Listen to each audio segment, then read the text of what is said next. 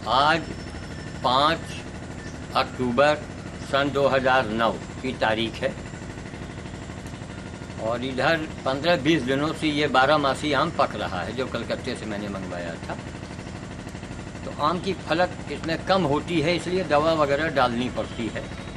दवा वगैरह कहाँ से हम अकेले आदमी कितना करें। तो आज की तारीख में 5 अक्टूबर 2009 को ये आम आप देख रहे हैं, इसके ऊपर बौर लगा हुआ है। इधर दिखाइए, बौर भी लगा हुआ है, पके आम भी लगे हैं, कच्चा आम भी अंदर लगा हुआ है। तो इस पेड़ की यही खासियत है कि इस डेट में ये आम, तो हमारा मतलब है कि पर्यावरण के नाम पर स्वयं से खुद से कुछ करके दिखाना चाहिए, न कि पर्यावरण पर लेक्चर देना चाहिए। कार्यक्रम संस्थाएं करती हैं, हजारों रुपए गवर्नमेंट इनको देती है। इसी नाटक का अंजाम है कि इस अक्टूबर के महीने में इतनी गर्मी हमने अपनी ज़िंदगी में नहीं देखी। इतनी प्रचंड गर्मी पड़ रही है। यह पर्यावरण का संतुलन जो हम लोगों ने बिगाड़ रखा है, ये उसी का परिणाम है। इस समय आंध्र प्रदेश में, कर्नाटक में, दक्षिण भारत में कितनी भीषण बाढ़ आई हुई है। कई लाख लोग बर्बाद हो गए, बेघर बार हो गए, सैकड़ों आदमी मर गए। ऐसी बारिश, ये पर्यावरण संतुलन का ही बिगड़ना है।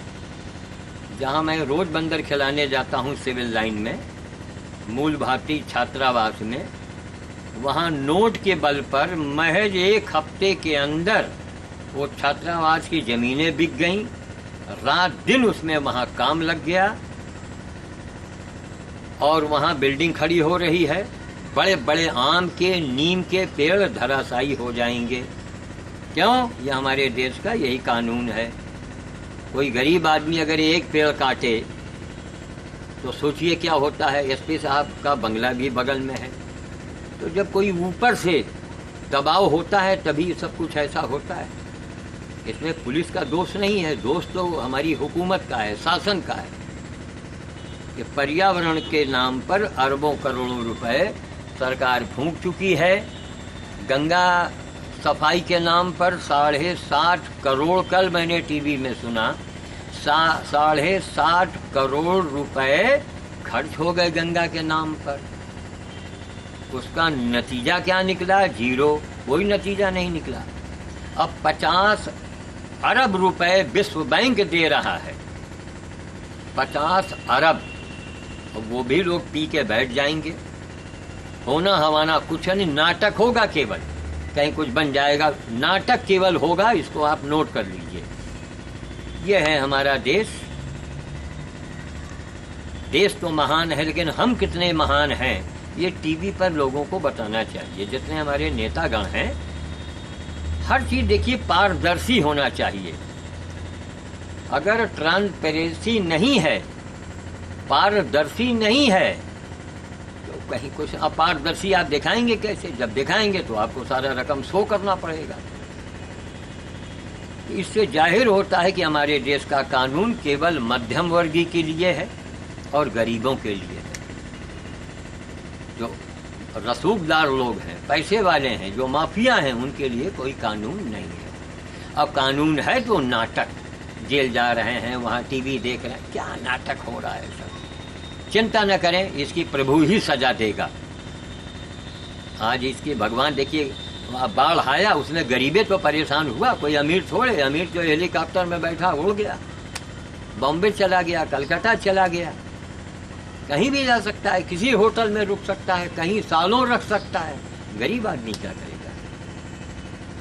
इसलिए नेताओं को लंबा चौड़ा भाषण नहीं देनी चाहिए और महापुरुष जो हमारे देश में हैं उनकी दुहाई भी नहीं देनी चाहिए। महात्मा गांधी की दुहाई दे के खद्दर पहन के आज लोग क्या कर रहे हैं? गौरतलब बात। हमारी बातों को सुन के जितने नेतागण हैं उनका तो खून उबलता होगा है कि ये ससुरा, अरे अब क्या कहें मुंह से हम उनके लिए कि देखिए गलत काम का गलत अंजाम होगा। गलत पैसा आपके घर में आएगा, आपके लड़के कभी सुधरेंगे ना। अगर वो आपने इंग्लैंड भी उनको पढ़ा दिया तो कोई ज़रूरी है कि उनकी पूरी ज़िंदगी उनको मिल जाए? नहीं मिलेगा। कोई ना कोई हादसा होना है। क्यों? गांधी जी बेवकूफ रहे, एक आधी धोती में ओढ़ते रहे, आधी धोती लपेटे रहे। बापू जी की जय, तो बापू जी की जय मत बोलिए, बापू जी के जय के साथ में ये बोलिए कि बापू जी आपने आपके सपनों की जय, और उसको दिखाइए जनता के सामने कि हमने बापू के पद चिन्हों में चल करके मैंने ये त्याग किया है। रायबरेली की शुगर मिल जा रही है, एक दिन अनशन में भी बैठे रहे, और जबकि करोड़ों प्राणियों को उससे भोजन मिलता है।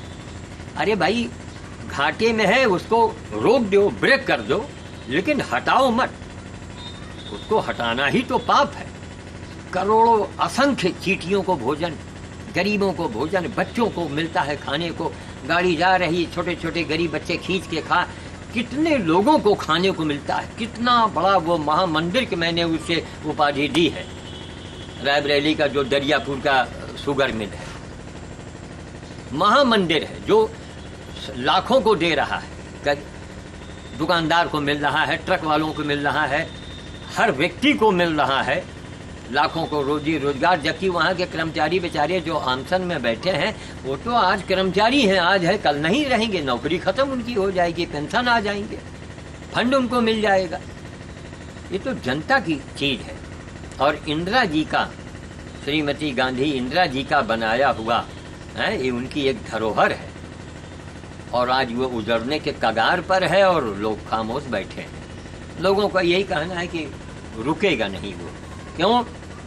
रुकेगा तो करोड़ों का नेताओं का घाटा होगा। करीब करीब हर नेता जानता है कि अगली बार हम हो कि ना हो, इसलिए जितना बटोरना है बटोर लो।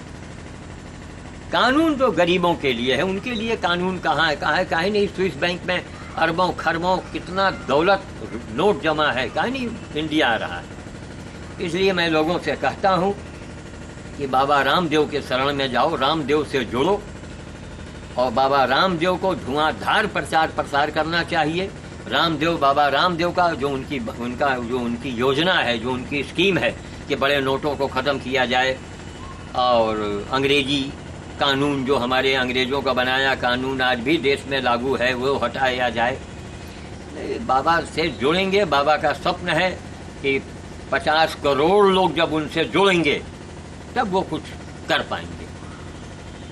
और बाबा को हम बाबा आसानी से कह देते हैं वो युग पुरुष है।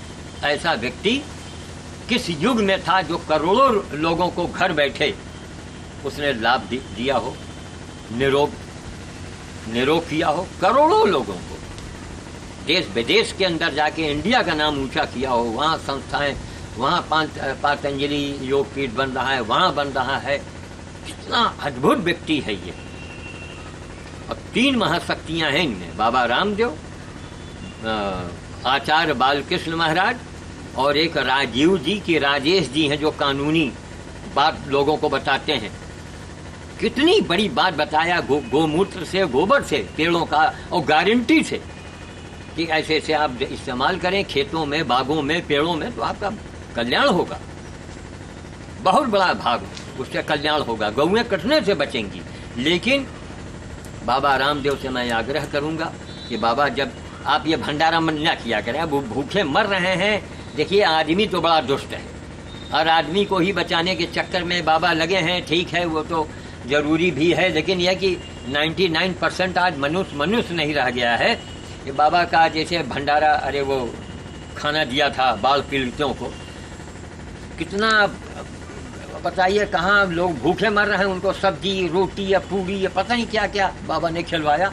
अच्छी बात है, लेकिन उससे भी अच्छी बात है कि प्रत्येक जनपद में, बाबा चाहे तो सब हो सकता है, प्रत्येक जनपद में गौशाला खुल जाए। बाबा जी के एक आह्वान पर पूरा देश के सारे साधु लोग एक दिन का उपवास किए थे। हम भी जोश में आके हम 49 दिन को उपवास में बैठे, और राष्ट्रीय नदी घोषित हुई तो बाबा की कृपा है, हमारे बैठने थोड़े हुआ, लेकिन श्रेय हमको भी मिल गया रायबरेली में कम से कम, कि इंडिया का एक पहला व्यक्ति हूँ जो 49 दिन, धनतेरस, छोटी दिवाली, बड़ी दिवाली मुझे अनशन में ही बीता है। मेरा बंदर बोझ भी चलता था उसी अनशन काल में। तो अब हमने चूंकि बाबा जी से नहीं राय लिया था, नहीं पूछा था, तो अब यह है कि बाबा की जो आज्ञा होगी उसी का पालन करना चाहिए, एकदम से नहीं